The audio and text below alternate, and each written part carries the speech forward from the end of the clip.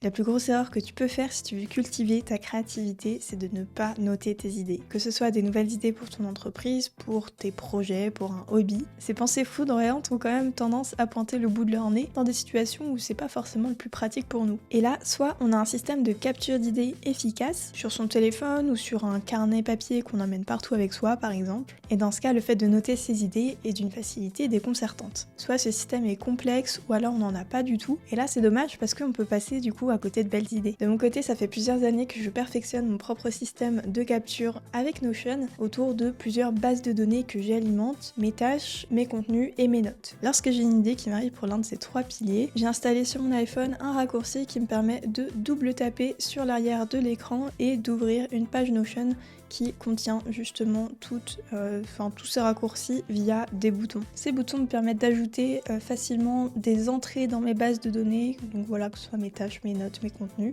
et de cocher mes habitudes. La création de cette page fera l'affaire d'une autre vidéo, en tout cas c'est super pratique. Faut savoir qu'on va utiliser la fonctionnalité raccourci de l'iPhone. Donc je vais taper raccourci et ici ça va m'ouvrir l'application qui est native sur les iPhones, donc vous devriez la voir. Donc là j'ai déjà des raccourcis personnellement qui sont configurés et qui me permettent finalement quand je clique dessus, soit je clique sur ajout rapide et ça m'amène à cette page, soit je clique sur créer une page de base de données et là je peux tout simplement écrire quelque chose. Là en l'occurrence c'est dans mes contenus et disons que j'ai une idée de contenu là à la volée, eh bien je vais pouvoir mettre créer le menu ajout rapide. Ce sera donc la prochaine vidéo. Je clique sur OK et ça me crée une page dans ma base de données. Bon, le problème c'est que du coup ça sert à une base contrairement aux ajouts rapides où là, comme je disais, on peut en avoir plusieurs. Alors pour créer un de ces deux raccourcis, on va commencer de la même façon, on va cliquer sur le plus qui est en haut à droite. Une fois qu'on est là, on va me demander de rentrer une action. Ici, deux options. Soit je veux ajouter directement la base de données et je vais pouvoir taper Notion et ça fait partie des actions. Créer une page de base de données. Donc là, je clique dessus et en soi, on va me demander, le plus important surtout, c'est dans quelle base de données est-ce que je veux faire ça. Là, je vais taper le nom de ma base de données. Si la mienne j'ai plein de templates. Ici la mienne s'appelle suivi des contenus, je clique dessus et c'est donc dans cette base de données que la page va être créée. Alors je peux aussi pré-remplir un titre ou un corps de page, mais dans ce cas précis, vu que c'est moi qui vais alimenter le contenu et le titre, eh bien je vais juste laisser comme ça. Donc je vais renommer mon raccourci, par exemple idée de contenu, et une fois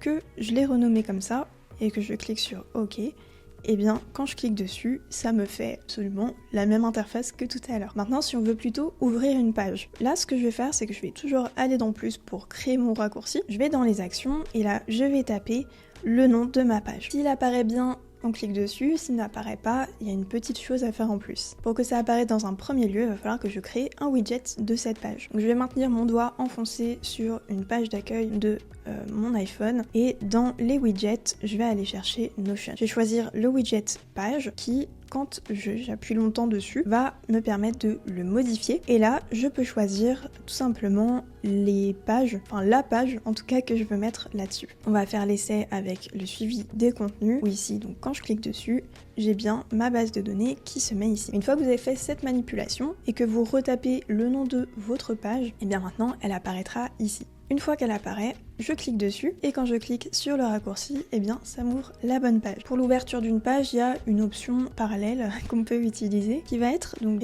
à nouveau un raccourci. Et dans l'action, je vais aller chercher URL. Là, ça me propose plein d'options. Je vais prendre ouvrir les URL. Là, en gros, je vais lui dire d'ouvrir l'URL de ma page Notion. Pour faire ça, je retourne sur ma page et dans partager, eh bien ici, ça va me faire un lien privé sur lequel, donc en bas, je clique sur partager le lien. Je vais le copier et ce lien-là, eh bien tout simplement, je vais le coller là-dedans. Et donc quand je vais cliquer dessus, ça va aussi m'ouvrir l'application Notion. Donc voilà, il y a quand même plein de façons différentes de le faire. Pour moi, personnellement, la plus efficace, c'est de se créer sa petite page d'ajout rapide et ensuite d'aller directement ouvrir avec l'application. Alors maintenant qu'on l'a mis en place, eh bien on veut que le raccourci soit quelque part, n'est-ce pas? Donc ce qu'on va faire, c'est que quand on est sur son raccourci, il y a une petite flèche qui est à côté du nom du raccourci sur laquelle on clique et on va aller sur l'écran d'accueil. Ici, soit on ajoute sa propre image, un logo de Notion si vous voulez, ou alors il y a aussi des options pour un peu customiser vous-même et avec plein de petites icônes, c'est super. Une fois que j'ai terminé de le mettre à ma sauce, je peux cliquer sur ajouter et là j'ai l'action qui vient se mettre directement sur mon écran et tout simplement quand je clique dessus, ça effectue le raccourci. Maintenant si j'ai envie que mon raccourci soit sur mon écran verrouillé, dans les réglages de l'iPhone, je vais aller dans fond d'écran et ici sur mon fond d'écran, je vais cliquer sur personnaliser au niveau de l'écran verrouillé. Dans l'écran verrouillé, je peux ajouter des widgets en dessous de mon horloge. En cliquant dessus, je vais avoir quelque part les raccourcis et une fois que je suis dessus, je drag and drop le raccourci dans la barre et c'est là que quand je clique dessus, on va me proposer de choisir quel raccourci est-ce que je veux et en l'occurrence celui de l'action rapide. Et donc là, quand je cliquerai dessus, ça va me transporter jusqu'à cette fameuse page. Une autre façon de les ouvrir rapidement, c'est d'utiliser le double tap à l'arrière de l'iPhone ou bien pour les iPhone 15 Pro, 15 Pro Max, plus tard, il y a le button action qui est sur le côté gauche. Pour le double tap, comment ça marche? À l'arrière de l'iPhone, quand je tape 2 fois, ça va m'exécuter mon raccourci et du coup m'ouvrir ma page à jour rapide. Dans le menu de l'action button, on peut choisir justement parmi les options raccourci et là c'est pareil, il faut juste choisir le bon. Pour le double tap, va falloir creuser un petit peu plus dans les options et notamment on va aller dans l'accessibilité. Dans ce menu, je vais aller chercher toucher et tout en bas il y a toucher le dos de l'appareil. Là-dedans, j'ai le choix entre toucher 2 fois et toucher 3 fois. On va aller chercher tout en bas les raccourcis et tout simplement je vais aller choisir celui que j'ai configuré. Donc là, ça y est, il apparaît sur mon toucher 2 fois ou 3 fois comme vous voulez.